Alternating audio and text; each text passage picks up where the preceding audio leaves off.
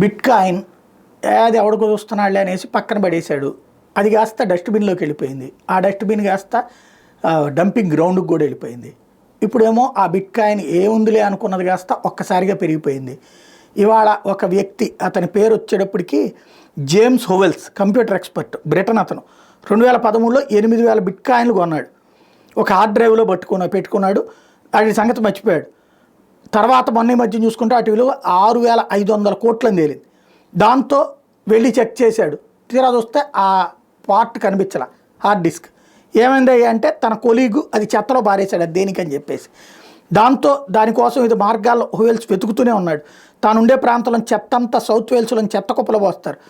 అయితే ఆ సైట్ని మూసివేయబోతున్నట్టు ఇటీవల స్థానిక యంత్రాంగం న్యూపోర్ట్ సిటీ కౌన్సిల్ ప్రకటిస్తే ఆ భూమి నేను కొంటాను, ఆ చెత్తను దయచేసి సీజ్ చేయబాకండి, నాకు ఇచ్చేయండి, నేను వెరిఫై చేసుకుంటాను అని చెప్పేసి ఇప్పుడు అప్లై చేయడంతో అందరూ ఆశ్చర్యపోతున్నారు.